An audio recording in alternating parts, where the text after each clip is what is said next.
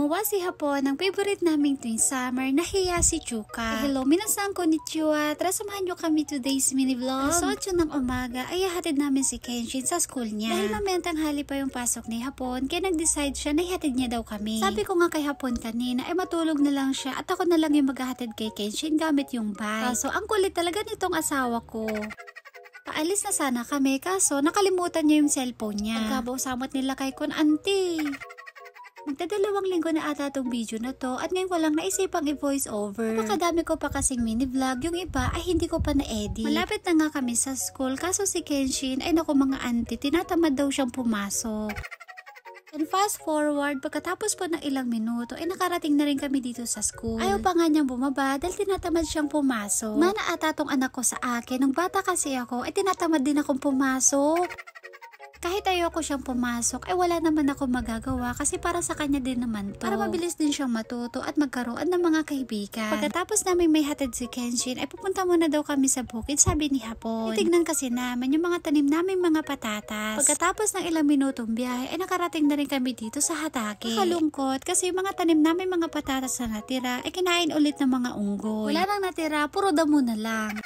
Dito sa bukid ng mga binan ko ay marami talagang hayop. Nagsabi pa nga na baka daw hindi unggoy yung kumuha kundi tao. Unggoy talaga yung kumuha nun kasi hilaw pa yung patatas ay kinuha na. Nalungkot kami ni Hapon kasi pinagpaguran namin itinanim yun. As in, inunti-unti talaga nilang kinain. Nakakalungkot pero wala na kami magagawa. Kesa umiyak pa ako sa sama ng loob, wala na, hindi na may babalik yung mga patatas dahil minukbang na ng mga unggoy.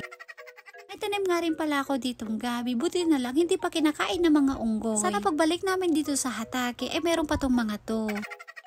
Pagkatapos namin dito sa bukid, nagyaya nang umalis si Hapon. Pupunta kasi kami sa City Hall para magbayad ng tax niya sa kotse. Namang problema nga yung asawa ko dahil kulang yung pambayad niya. Tinanong nga ako ni Hapon kung meron ba daw akong pera. Sabi ko sa kanya ay meron, kaya mag-share ako sa kanya ng 2 lapad. Kaso hindi daw kasya yung 2 lapad, kaya 4 na lapad yung hinihiram niya. Pinakita nga niya sa akin yung papel na babayaran niya. Hindi ko po alam kung every 2 years ba siya nagbabayad o kada 1 taon. Ang binabayaran po ng asawa ko sa tax niya ay 10 lapad. Si Hapon po 2 yung kotse niya. Ayan, sabi ko sa kanya para hindi na siya nahihirapan, ibenta na lang niya yung isa. Kaya ganay po, wala na ako magagawa kasi sa kanya naman yun. Habang nandito kami, nagtanong na ako kung magkano ang EMS papuntang Pilipinas. Tinanong ko lang naman kung magkano para kapag nakaipon ako, magpapadala ako sa mga kapatid ko sa Pinas. Kaso nagulat ako sa presyo mga ante, napakamahal po ng 1 kilo.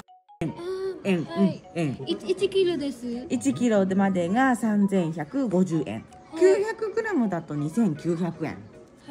はい。Sabi po nung staff nila, ang 1 kilo po ay nasa 3,150 yen. Kung sa peso ay nasa 1,100 pesos. Yung mahal nga po, kaya pag-iipunan ko muna. Fast forward na nga po, pagkatapos magbayad ni Hapon ng tax niya, ay may nakita kami nagbibenta ng gulay. Dito po sa Japan, may nagbibenta ng gulay sa labas, pero walang tao. Mamili ka lang dyan ng gusto mong bilhin, tapos ikaw na rin yung maglalagay ng bayad dun sa mismong lagayan. Ng tao dyan, ikaw na mismo yung kukuha ng nabili mo, tapos ikaw na rin yung maglalagay ng bayad. O diba, honesty is the best policy ika nga nila mga auntie. Katapos namin dito sa post office at bumili ng gulay, ay alis na rin po kami. Naawa ko kay Hapon kasi stress na stress siya mga auntie. Dapat sana ay hihiram siya ng pera sa nanay niya. Kaso si mother-in-law ay wala din daw pera. Buti na lang daw at pinahiram ko siya. Syempre, sino lang ba'y magtutulungan kundi kaming dalawa lang. Pag ako'y nangangailangan, nandyan po palagi yung asawa ko. Kaya kapag siya naman nangailangan sa akin, bibigyan ko siya kahit konti basta meron. Katapos namin doon sa post office, napunta naman kami dito sa supermarket. Bibili daw po kasi si Hapon ng pagkain naming hiya si Chuka. Binilhan nga rin po pala ni Hapon si Kenshin ng peach. And fast forward na nga po, pagkatapos namin mag-grocery, umuwi na rin kami dito sa bahay. Kadagad na nga rin po nagluto si Hapon ng pagkain namin ngayong tanghalian. At habang nagluluto si Hapon, magliligpit muna ako ng mga pinamili namin. Gagawin nga po ni Hapon ay hiya si Chuka o cold ramen. Prito po siya ng itlog, tapos hinati-hati niya sa pahaba. Tapos meron din tong kamatis at saka pipino. Habang gumagawa si Hapon ng pagkain namin, naghugas naman ako dito ng mga plato. Ito nga palang hiya si Chuka, wala po masyadong lulutuin dito. Maliban lang po dun sa ramen at saka dun sa itlog. Ito po sa screen, makikita nyo po dito yung binili ni Hapon na hiya si Chuka. Ang isang plastic, 3 po yung laman, tapos may kasama na rin po yung sauce. Nung naluto na nga po ni Hapon tong ramen, maglalagay na po siya ng mga ingredients. Nakalimutan ko nga palang sabihin, maglalagay din po dyan si Hapon ng karne ng manok. Pinakulo niya yung karne, tapos hinati-hati niya sa pahaba. Optional nga lang din yung mga ibang ingredients. Kapag meron po kayong kamatis, pipino at saka ham, ay okay na po yan. Alam nyo naman si uncle nyo, minsan may pagkaarte po siyang mga auntie. Kapag gumagawa po yan ng pagkain, dapat kompleto.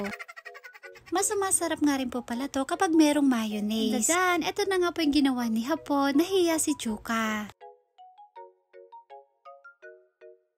Minasang itadakimasu. Tuwing summer nga po pala dito sa Japan, ito yung isa na gustong-gusto namin kinakain. Yung unang tikim ko nga pala nito ay gawa ng binan kong Hapon. Dahil hindi namin to maubos, kaya ilalagay ko na lang muna dun sa rep, tapos mamaya na lang namin kakainin. 2:00 pasado naman ng tanghali, ay nakabihis na rin po si Hapon. Sa trabaho nga pala ng asawa ko, ay paiba-iba po siya ng schedule. Minsan po pasok po siya ng madaling araw o kaya naman sa tanghali. Hinatid ko na nga siya dito sa labas dahil aalis na siya. Kapag papasok po si Hapon sa trabaho, ay lagi ko po yan hinahati dito sa labas. So yun lang po, at dito po natatapos ang aming mini vlog. Maraming salamat po. Thank you for watching. Sayonara and...